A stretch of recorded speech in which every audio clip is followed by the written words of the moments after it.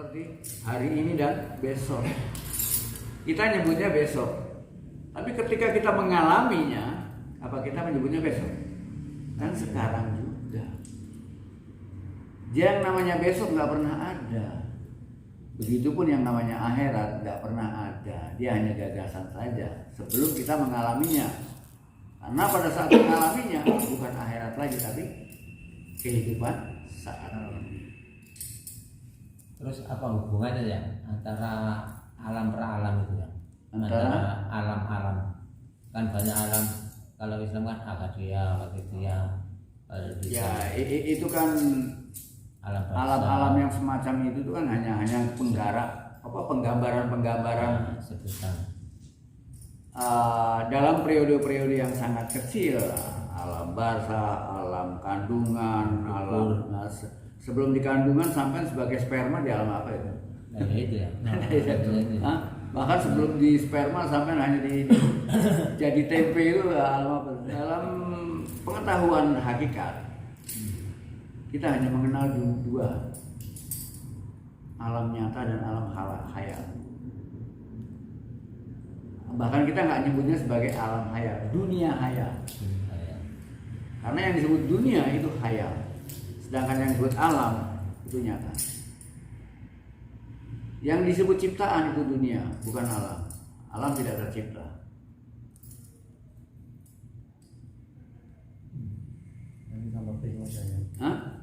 Yang kiamat kan dunia, bukan alam. Jadi alam sudah ada sebelumnya ya. Ya, yang disebut alam itu juga harus dipahami. Alam itu terdiri dari tiga lapisan. Seperti tubuh kita ini. Tubuh kita ini juga sebagai alam, ya. Ada alam makro, ada alam mikro. Alam makro dengan alam mikro itu nggak jauh beda. Nah, bahkan alam mikro itu sangat menentukan. Yang menentukan itu sebetulnya alam mikro. Alam makro akan mengikuti. Alam mikro adalah diri kita sendiri. Alam makro adalah seluruh alam semesta ini. Alam makro itu akan mengikuti alam mikro. Kalau kita mampu mengendalikan alam mikro, maka alam makro pun bisa kita kendalikan. Dalam pengetahuan makrifat atau jenani, ya hanya ada dua keadaan, ada dua stage, alam nyata atau kenyataan dan dunia khayal atau ilusi. Hanya itu aja. Manusia itu berada di mana? Ketika Tuhan mengatakan manusia itu berada di dunia, berarti manusia ada di alam apa? Dunia khayal. Bahkan yang disebut manusia itu sebetulnya ketika dia berada di dunia khayal. Karena manusia dan dunia itu satu satuan.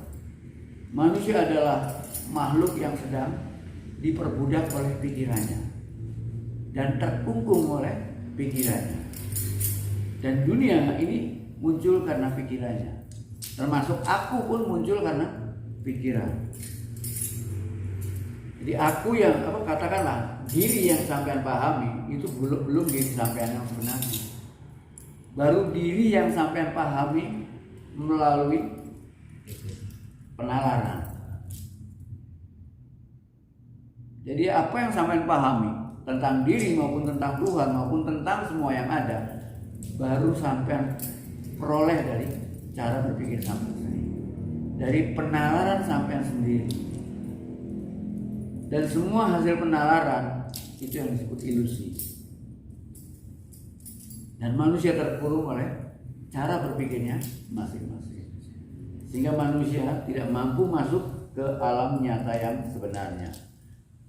Setiap manusia menciptakan dunianya sendiri-sendiri lewat penalarannya, lewat pengetahuan dan pengalamannya.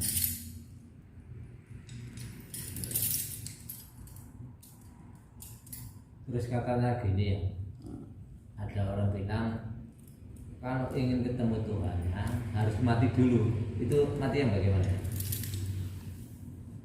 Karena manusia hidup dalam pikirannya, Ya. ya, Maka agar manusia itu hidup dalam Tuhan, patenono pikiran. Ini dalam Quran itu ada kata-kata kill yourself to find yourself. Bunuhlah dirimu untuk mencapai dirimu. Itu ada ayatnya di Quran. Bunuhlah dirimu. Berarti bisa dari meditasi tadi ya. Nah, justru lewat mengikuti padepokan, center-center spiritual itu dalam rangka untuk bagaimana kita melepaskan diri dari perbudakan dan penjajahan pikiran. Yaitu dengan cara kita mengenali pikiran untuk bisa menaklukkannya. Karena yang disebut pikiran itu kedudukannya seperti rahwana. Tak bisa dibunuh, tak bisa dimatikan, tapi dia bisa kita taklukkan dan kita kendalikan.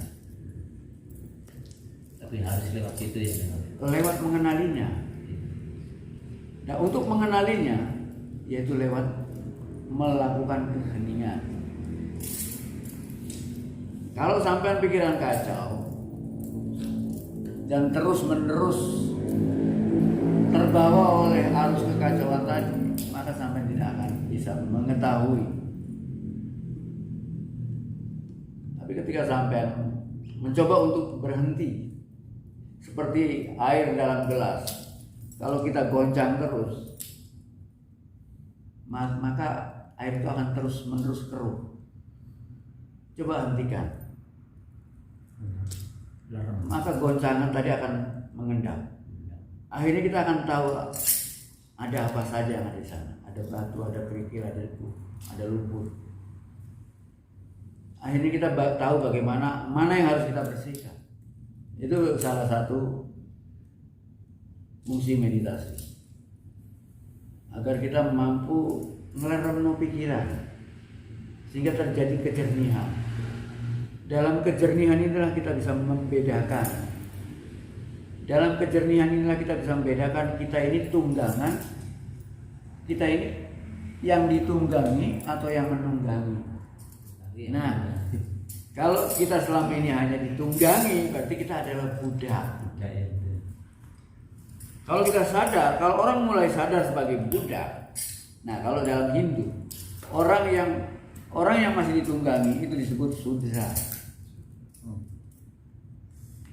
Sudra itu artinya budak, tapi seringkali dipahami sebagai kasta budak. Padahal itu merupakan sejarah perjalanan dalam spiritualitas. Kalau kita tahu bahwa kita adalah budak, dan ketika kita mulai menyadari bahwa kita adalah budak, nah ketika kita sudah mulai menyadari bahwa kita ini budak, saat itulah kedudukan kita sudah di tingkat waisa. Seringkali dipahami oleh orang-orang Hindu, waisa itu adalah kasta pedagang. Kalau budak tadi yang sudra itu kasta pekerja, buruh. Jadi kalau yang waisa pedagang, jadi kehidupannya lebih baik. Pengusaha. Kan? Padahal pengertian sebenarnya waisa adalah ketika orang mulai menyadari bahwa dirinya adalah budak. Jadi kesadaran bahwa dirinya adalah budak itu sudah sebuah peningkatan. Sehingga kesadaran selanjutnya untuk bebas dari perbudakan tidak ada jalan lain kecuali melawannya. Orang yang sudah mampu melakukan perlawanan ini namanya kesatria. Contohnya untuk lawan itu? Salah satu contohnya, contoh konkretnya ya? Ya perlawanan ketika sampai punya keinginan apa sampai ikuti. Ya bisa saja sampai mengikuti sana kemari, tapi ketika efeknya adalah penderitaan apa terus sampai ikuti.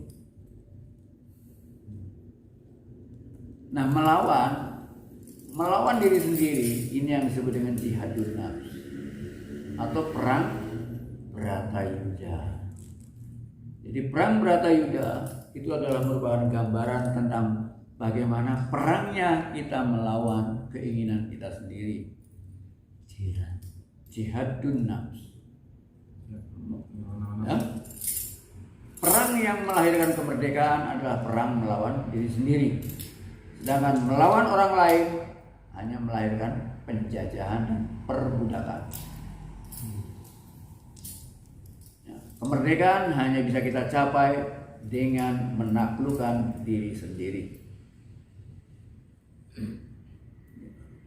Maka orang-orang yang mencapai, orang-orang yang sudah mampu melakukan perlawanan terhadap dirinya sendiri hingga dia mencapai sebagai pemenang,